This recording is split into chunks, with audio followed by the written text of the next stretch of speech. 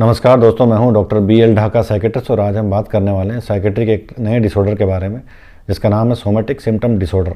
इसको पहले सोमेटोफोर्म डिसऑर्डर भी कहते थे, लेकिन DSM-5 में इसका नाम चेंज करके सोमेटिक सिम्पटम डिसऑर्डर रखा गया है। जैसे नाम से ही पता चल रहा है, सोमेटिक मतलब बॉडी रिलेटेड कंप्लेंट्स इसमें देखने को मिलती हैं। डायरेक्ट साइकेट्रिक जो कंप्लेंट्स होती हैं वो नहीं, एंजाइटी डिप्रेशन की देखने को नहीं मिलती हैं। मेनली जो बॉडी से रिलेटेड कंप्लेंट्स होती हैं, जैसे किसी को दर्द होता है, पेन हो सकता है। इसमें जनरल एक तो लोकलाइज हो सकता है, कहीं फिक्स जगह पेन हो, जैसे चेस्ट में पेन हो रहा हो या बैक में पेन हो रहा हो या हेडेक हो या पेट में दर्द हो, हाथ पैरों में दर्द हो, पैरों में चींटियां सी दौड़ रही हों, या फिर जनरलाइज सिम्टम भी हो सकता है, जैसे लिथार्जी फील करना, बहुत थकान महसूस करना, टूटा हुआ शरीर रहता है और ऐसा लगभग 6 महीने या उससे अधिक समय से ऐसा चल रहा हो। ये जो लक्षण हो सकते हैं, इनमें से सिंगल सिम्टम भी हो सकता है और ये सिम्टम्स कई बार बदलते रहते हैं, लेकिन पेशेंट को 6 महीने से लगता है कि लगभग 6 महीने से वो बीमार है और किसी ट्रीटमेंट का रिस्पॉन्स। चलिए अभी जान लेते हैं कि कितना कॉमन है ये somatic symptom disorder. General population में लगभग ये 5 से 7% लोगों में पाया जाता है और प्राइमरी केयर जो पेशेंट्स होते हैं उनमें ये 20% केसेस इसके पाए जाते हैं। फीमेल्स में ये ज़्यादा कॉमन होता है। ये जो सोमेटिक सिम्पटम डिसऑर्डर होता है, इसमें जो फर्स्ट कॉन्टैक्ट होता है साइकेट्रिस्ट के साथ या मेंटल हेल्थ प्रोफेशनल के साथ नहीं होता है। जनरली वो प्राइमरी केयर जो ट्रीटिंग डॉक्टर्स होते हैं उनके साथ होता है, जैसे फिजिशियन है, कार्डियोलॉजिस्ट है या फिर गैस्ट्रोएंटरोलॉजिस्ट है, न्यूरोलॉजिस्ट है।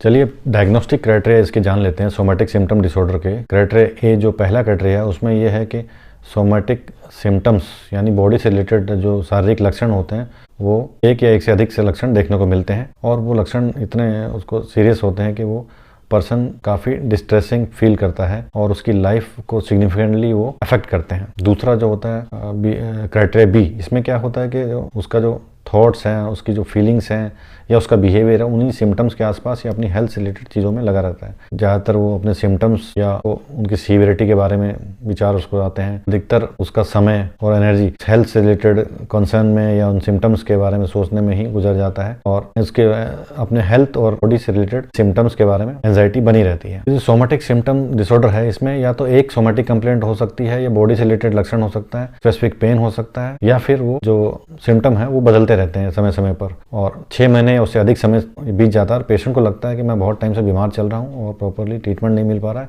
और उसकी स्थिति में कोई सुधार नहीं। सिम्पटम डिसऑर्डर में जो पर्सन्स होते हैं उनको अपने हेल्थ से या उन सिम्टम्स से रिलेटेड चिंता बहुत सीवियर बनी रहती है। कई बार वो नॉर्मल जो चेस्ट डिस्कम्फर्ट हो उसको भी वो सीरियस लेते हैं और उन्हें लगता है कि हार्ट अटैक हो सकता है या आने वाला है, और जबकि उन्होंने डॉक्टर को कई बार कंसल्ट किया हुआ है, इन्वेस्टिगेशन नॉर्मल है, फिर भी वो उस लेवल तक सोच लेते हैं और उनका अधिकतर समय इसी में लगा रहता है। इंटरपर्सनल रिलेशनशिप भी खराब हो जाते हैं और सोशली वो डिस्टर्ब रहते हैं, कहीं बाहर नहीं जा सकते, हर चीज़ों को अवॉइड करते हैं कि जाने से ऐसा होगा, बॉडी पे ये फर्क पड़ जाएगा, ये दर्द बढ़ जाएगा, तो उनकी फिजिकल एक्टिविटीज़ भी जनरली कम हो जाती हैं और अपने सिम्टम्स के लिए वो डॉक्टर्स को कंसल्ट करते हैं। एक बार एक जगह सही रिस्पॉन्स ट्रीटमेंट का नहीं मिलने पे वो डॉक्टर चेंज करते रहते हैं, फ्रीक्वेंटली डॉक्टर्स चेंज करते हैं और डॉक्टर्स जब उनको कई बार रेफर भी करते हैं कि आप साइकेट्रिस्ट को दिखाइए, तो वो उसको सरप्राइज की नज़रों से देखते हैं कि ऐसा तो हमें कुछ मेंटल हेल्थ रिलेटेड कोई प्रॉब्लम नहीं है, हमें वहाँ क्यों भेज रहे हैं, जबकि उनको ये चीज़ समझनी चाहिए कि इस मेंटल हेल्थ ये एक तरह से somatic symptom disorder psychiatric disorder है। ये जनरल जो फिजिकल डिसऑर्डर्स होते हैं उनके साथ में भी हो सकता है और इंडिविजुअली भी हो सकता है। एसोसिएटेड फीचर्स भी हैं जिनको हम शामिल करते हैं डायग्नोसिस बनाने के लिए, जिसमें कॉग्निटिव हैं और बिहेवियरल फीचर्स हैं।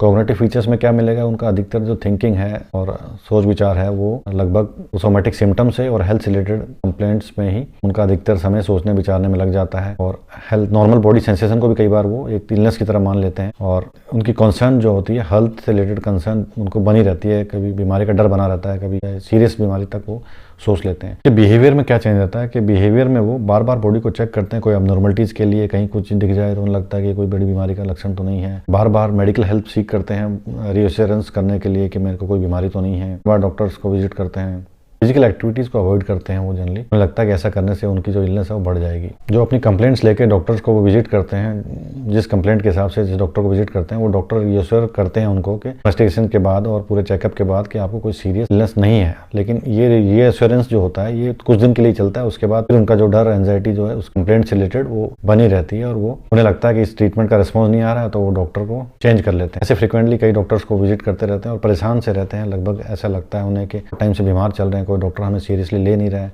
उनकी प्रॉब्लम बड़ी ऑथेंटिक होती है, वो पेन जो उनको है महसूस होता है, वो रियल महसूस होता है उनको, जैसे नॉर्मली पेन जैसे महसूस होता है। उन्हें लगता है कि डॉक्टर्स के बीमारी पकड़ में नहीं आ रही है या और कोई इन्वेस्टिगेशन कराना चाहिए। लंबे समय से ऐसा चलने के कारण सेकेंडरी डिप्रेशन के सिम्टम्स भी इसमें आ जाते हैं और सुसाइडल थॉट्स आने लगते हैं, जो कि बड़ा ही रिस्की है और बड़ा सीरियस है। सुसाइड के थॉट आना, जब इस तरह के विचार आने लगे तो आपको जनरली साइकेट्रिस्ट को कंसल्ट करना चाहिए। और आपके डॉक्टर ने जब कहा है तो टाइम पे उस समय भी आप साइकेट्रिस्ट को जाके या मेंटल हेल्थ प्रोफेशनल को विजिट कीजिए, ओपिनियन लीजिए, ताकि आपकी जो प्रोडक्टिव लाइफ है वो फिर से आ सके। इस तरह से हमने आज का जो टॉपिक था हमारा, हमने जाना कि सोमेटिक सिम्टम डिसऑर्डर क्या होता है, क्या इसके लक्षण होते हैं और ये किन लोगों में पाया जाता है, इसका जो प्रिवेलेंस है ये कितना कॉमन है, इसके बारे में हमने बात। और इस तरह से इस लक्षण को पहचाने के बॉडी से रिलेटेड जो कंप्लेंट्स हैं और अगर इन्वेस्टिगेशन सब नॉर्मल आते हैं तो आप साइकेट्रिस्ट को कंसल्ट करिए सोमेटिक सिम्टम डिसऑर्डर के लिए, और मेंटल हेल्थ प्रोफेशनल को कंसल्ट कीजिए समय पे, टाइम से, ताकि अपनी प्रोडक्टिव लाइफ को आप फिर से जी। अगर वीडियो अच्छा लगा हो तो उसको लाइक शेयर सब्सक्राइब जरूर कीजिएगा और अपने दोस्तों तक भी इस तरह के सिम्टम्स को पहचान सके तो उन तक भी ये पहुंचाइए शेयर करके।